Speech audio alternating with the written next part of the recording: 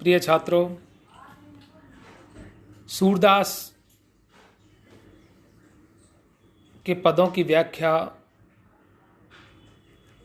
हम लगातार करा रहे हैं।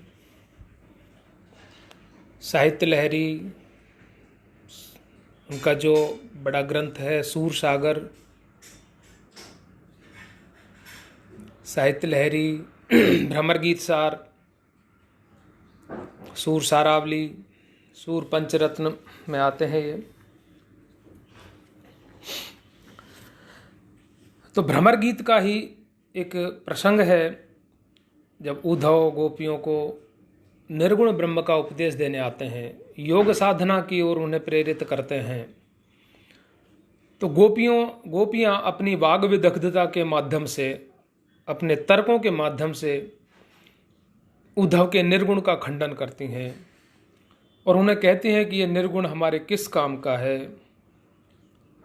अविगत की गत लख ही नहीं जावे, जिसकी गति का ही पता नहीं है उसको हम कैसे निरालंब मन चक्रत धावे, जिसका कोई अवलंबन ही नहीं है उसको हम कैसे भजें, कैसे उससे प्रेम करें, कैसे उसका स्मरण करें।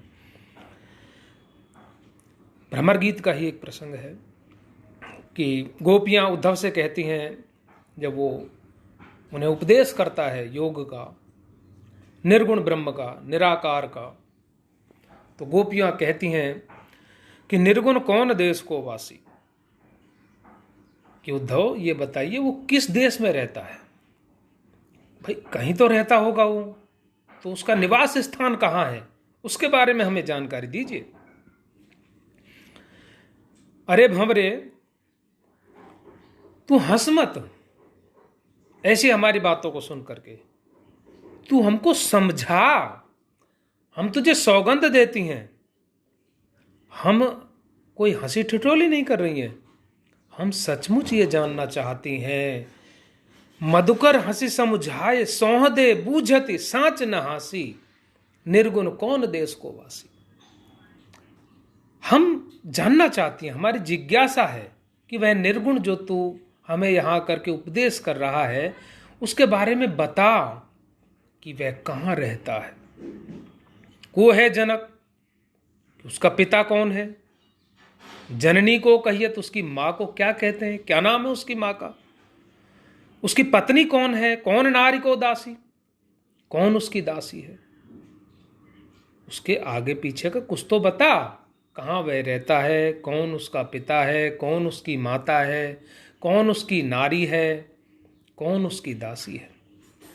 कैसो वर्ण भेष है कैसो, कैसा उसका रंग है, क्या वह पहनता है, कौन सा वेश धारण करता है वह।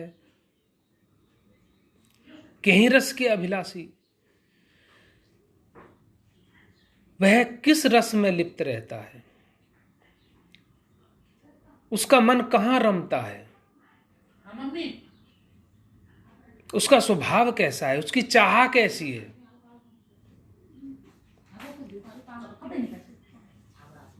ये देखिए गोपियां किस प्रकार अपना तर्क दे रही हैं निर्गुण का खंडन करने के लिए, सगुण का मंडन करने के लिए। यही सूर की वाग विदग्धता है, सूर की गोपियों की। भ्रमर गीत में जो सूर की गोपियों की वाग विदग्धता के बारे में पूछा जाता है तो किस प्रकार से वो निरुत्तर कर देना चाहती हैं उद्धव को कि निर्गुण कौन देश को वासी, मधुकर हंसी समझाए सौदे बूझत साँचे न हंसी, को है जनक जननी को कहियत कौन नारी को दासी। कैसो वर्ण, उसका वर्ण कैसा है, भेष है कैसो कहीं रस के अभिलाषी, पावे गो पुनि कियो आपनो जोर कहे वो घासी। और सुन कि अगर तैने बनावटी बात की, तैने हमसे दुराव छिपाव किया, तो पावे गो पुनि कियो आपनो, तू अपना ये जो धोखाधड़ी हमारे साथ करेगा तो उसको खुद ही भोगेगा, क्योंकि झूठ का परिणाम बहुत बुरा निकलता है। पाप माना जाता है, झूठ बराबर पाप नहीं और सांच बराबर तप नहीं। तो सत्य बोलो, झूठ मत बोलना। अगर तू झूठ बना करके कहेगा तो अपना पाप का भुगतान स्वयं तुमको ही करना पड़ेगा, ध्यान रखना। सुनत मौन है रहो ठग्यो सो सूर सबे मति नासी। सूरदास जी कहते हैं कि ये सब सुन करके और उद्धव ठगा सा रह गया, मौन हो गया, चुप हो गया, निरुत्तर हो गया। यही तो सूरदास जी का उद्देश्य भी है कि सगुण का मंडन और निर्गुण का खंडन। निर्गुण के पास तर्क ही नहीं है इस चीज का, ठगया सा रह गया, देखता ही रह गया, मानो सारी बुद्धि नष्ट हो गई है, कोई तर्क सूझता ही नहीं है कि उसका उत्तर किस प्रकार से दिया जाए। इस प्रकार से देखिए आप, निर्गुण को किस प्रकार से सिरे से खारिज कर दिया गोपियों ने, निरुत्तर कर दिया उद्धव को। और यही सूरदास जी का उद्देश्य भी है। उद्धव से वो अगले पद में कहती हैं, इनको गाया भी जा सकता है, इसीलिए सूरदास के यहाँ गेता है, राग रागनियां हैं, संगीत का बड़ा महत्व है सूरदास के काव्य में। वो कहते हैं उद्धव गोपियों से कि भाई योग आराधना करो, निर्गुण का ध्यान करो। तो गोपियां कहती हैं कि भाई पहले तो हमने सगुण श्री कृष्ण जो हमारा है, हम नहीं जानती वो ब्रह्म है, कौन है, क्या है, हम तो उससे प्रेम करती हैं, पहले हमने उससे प्रेम कर लिया। अब तुम कह रहे हो निर्गुण से प्रेम करो, तुम कह रहे हो योग साधना करो, उस निराकार का ध्यान करो, कल को कोई और कहेगा कि उसका ध्यान करो। तो उद्धव एक से ही तो प्रेम हो सकता है, मन तो उनमें ही लगा हुआ है श्री कृष्ण में, तो ये 10-20 मन थोड़ी है कि हम उसका भी ध्यान करें, हम उसका भी ध्यान करें। उद्धव शतक की गोपियां हैं जगन्नाथ दास रत्नाकर की, वो बहुत ज्यादा तार्किक हैं। वो भ्रमर गीत की गोपियों से भी बहुत ज्यादा तर्क शास्त्र में निपुण है, आगे बढ़ी हुई हैं।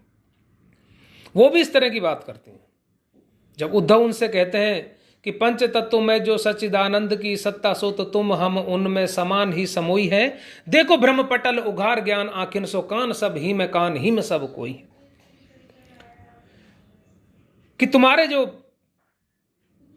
हृदय पटल है उस पर भ्रम का धूल जमा हुआ है, भ्रम की, उसको साफ करके देखिए। कान में सब है, कान्हा में सब, कान सब में है, कान्हा में सब है, अर्थात वो ईश्वर है, परम ब्रह्म है, उसे आप देखिए। ये 5 तत्व की जो सत्ता ये शरीर की है, इसमें ईश्वर व्याप्त है। आप योग साधना करिए, उसका ध्यान करिए। तो गोपियां उनको कैसा उत्तर देती है कि उद्धव ये तो तुम सही कह रहे हो, आए हो सिखावन को जोग मथुराते तो पे उद्धव वियोग के बचन बतराओ ना, कह रतना कर दया कर दरस दिन दुख दुर्बेको तुप अधिक बढ़ावना। कि टूक टूक भय भय मन मुकुरो हमारो हाय, चूक ही कठोर बैन पाहन चलावना, एक मन मोहन तो बस के उजारो मोहि हिय में अनेक मन मोहन बसावना। देखो क्या तर्क है। जो वो कहते हैं ना कि भ्रम पटल ज्ञान, कि आपका जो हृदय पटल है यानी शीशा है अंदर, आपके मन मुकुर है, उसमें भ्रम का जो धूल जमी हुई है अज्ञानता की, उसको साफ करिए तो तुम्हें दिख जाएगा कि तुम्हारे अंदर श्री कृष्ण है। ये उद्धव कहते हैं उद्धव शतक में। तो गोपियां किस प्रकार उन्हीं के तर्कों से उसके तर्कों का खंडन करती हैं। कितना बड़ा तर्क है इसमें जगन्नाथ दास रत्नाकर की गोपियों के पास, कि चूक यूं कठोर बैन पाहन चलाना। ये जो आपने अपने वचनों का जो पत्थर फेंका है ना हमारे हृदय पर, और आप कह ही चुके हैं कि हृदय शीशा है। चूक यूं कठोर बैन पाहन चलाना, टूक टूक वह मन मुकुर हमारो है। तो हमारा मन मुकुर तो तूने तोड़ दिया अंदर से। एक मन मोहन तो बस के उजारे मोहि हिय में अनेक मन मोहन बसावना। अब जब शीशा है एक, तो उसमें देखते हैं हमारे चेहरे को तो एक दिखाई देगा, लेकिन जब उसके टुकड़े टुकड़े हो जाएंगे तो हर टुकड़े में अलग अलग हमारा चेहरा दिखाई देगा। अर्थात एक मनमोहन जो हमारे हृदय में बसा हुआ था, हमारे मनमुकुर में वो जो था, जब वही बस के उजड़ गया, उसी ने हमको इतना दुख दे दिया, तो तुम जब एक कठोर पत्थर फेंक रहे हो, शीशा टूट रहा है, तो उसमें अनेक टुकड़े हो गए, तो अनेक मनमोहन बस गए उनमें, जगह जगह हृदय में अनेक टुकड़े हो गए, तो एक मन, तो अनेक मनमोहन बसा दिया, तो हम कितना दुख पाएंगी, कितने विरह में तड़पेंगी। उद्धव तू कर क्या रहा है? हमसे ऐसे वचन मत बोल। तू योग हमें जोड़ने आया है, ये योग से हम वियोग कर रहे हैं, हमें वियोग कराने आया है। आए हो सिखावन को जोग मथुराते, तो उद्धव वियोग के वचन, हमें योग यानी मिलाने आए हो, तुम योग मत सिखाओ, योग से हम बिछुड़ गए, वियोग होता है हमारा। कितना बड़ा तर्क है।